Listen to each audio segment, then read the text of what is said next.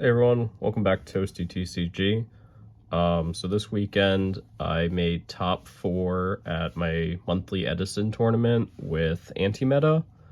This is something I've been working on for a couple months, making some adjustments here and there. And this week I feel like I just had the list that really works out. We had 12 people, 4 rounds. My matchups were 6 Samurai, Plant Light Sworn, and Zombies. My only loss was to Plant Light Sworns.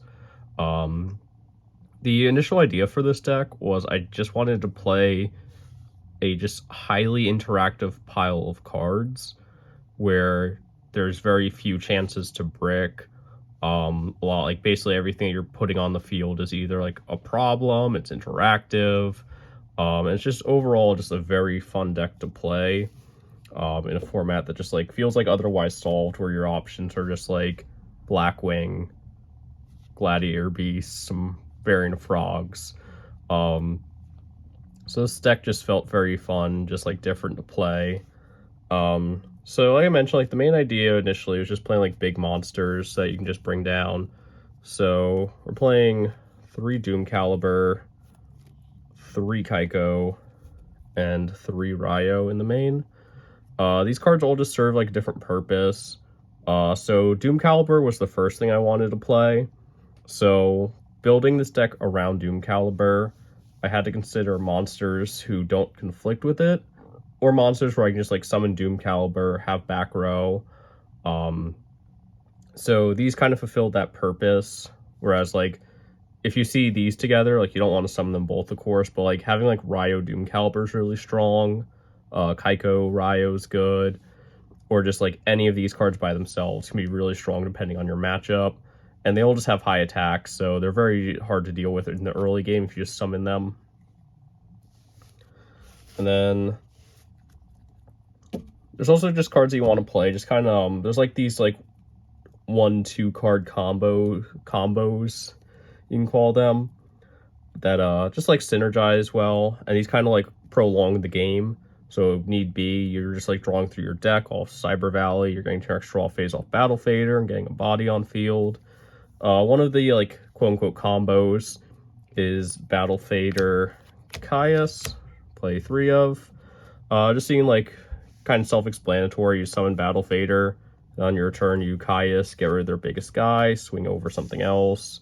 And it's just like it's like a nice like little interaction that you can do there, just like to remove pieces. And then just like a couple one-ofs, we have Gores, Dark Arm Dragon, Dimension Alchemist, and a Chaos Orc. Dimension Alchemist is probably the weakest card in this whole deck. Initially I was playing 3 of it because it's just like, oh, you get back your Battle Fader, you can get back things that like these 2 banish. It just feels incredibly weak. Every time that like, typically when I see it, it's like, oh, it's the Dimension Alchemist I'm running. I feel like this is just like overall it's the worst card in the entire deck. Can definitely do without it. But like sometimes like it comes up, like I saw it once today and it was like they ran over it. I got back Cyber Valley, and then like now it's like this bought me a turn, Cyber Valley bought me another turn, and I was able to just like advantage out from there. So that's all the monsters. I believe it's 22. For the spells and traps, it's a lot of one-ofs for the spells. You have Heavy Storm, Brain Con, Mind Con, Allure, and MST. These are 2 more of those like 1-2 card combos. These 2 synergizing with your Cyber Valleys, because its other effect is you can banish 2 monsters you control to draw 2. So you just like yoink your opponent's monster and then yeet it with the Cyber Valley. So you draw 2, get rid of one of their monsters. For the traps, of course, Mirror Force, Double Prison, Double Bottomless, Torrential, Judgment. And then we're playing 34 cards. We're playing 3 Jar of Greed, 3 Legacy of Yada. These cards just like, it makes the deck more like efficient. You're running 34 cards. These will help you see more. They'll help you just draw cards, bait out removal. Like there's this in round 1 against 6 Samurai, I went like set 2 jars, set like a bottomless, and pass. They heavy storm. I flip 2, so they kind of heavy storm for the bottomless, which was really strong. And then again, there's also like super easy side out targets.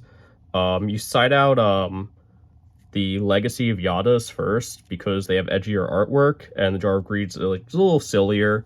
So you want to keep in the Jar of Greed because it's like just silly little jar. But that's like basically like the side deck theory. It's like you have 6 just blank cards you can side out. And speaking of the side deck, 1 Royal Oppression, because I only own 1. I think I'd play 2 if I had it and could find what I would cut for it. Not really sure what the cut would be.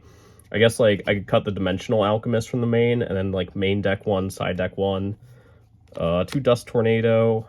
It's just like more back row removal, of course. 2 Tiger King Wanghoos. This is for frogs. It doesn't come up in like every matchup. There's a few times where like I'm siding and like I'll consider it, and it's like I don't think it goes in this matchup. That's kind of like the idea of the whole side deck is like you have 6 blank cards you can side out, so your whole side deck is just tech cards to like cover as much of the format as possible.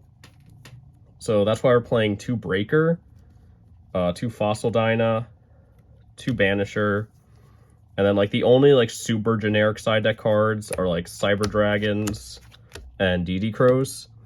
But otherwise it's just like these cards just like cover so much ground. Like the Banishers went in against both my Lightsworn opponents. Breakers, I didn't really play, like if I played against like more back row heavy decks, this is always good going second. If I play against frogs, we have that. This is also just like a pretty nutty card. And then like I guess these are pretty like generic as well. But it's just like they're also like they all have like decent stat lines, like Banisher 16, Wanghoos 17, Breaker 16, 19, depends who you ask.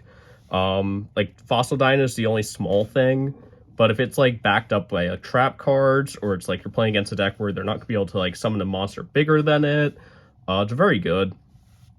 But yeah, overall I had like a good experience with this deck.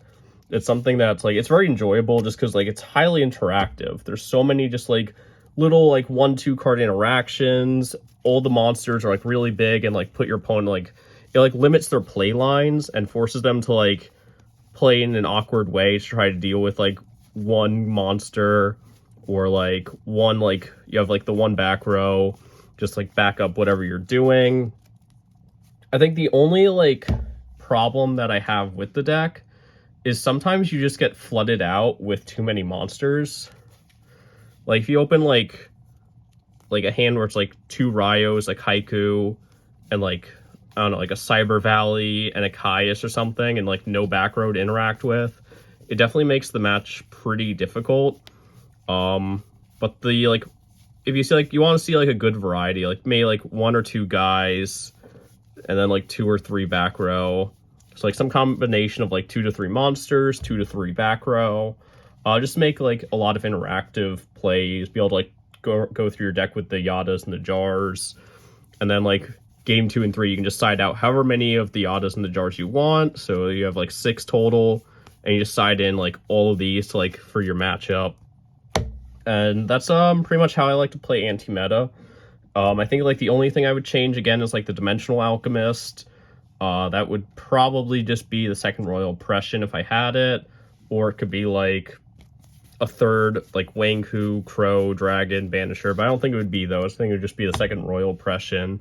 But yeah, I hope you guys liked this video. If you did, leave a like, subscribe. We're almost at 200 subscribers, so that'd be super appreciated. And let me know what you guys thought about this take on anti-meta, and I'll see you guys in the next one.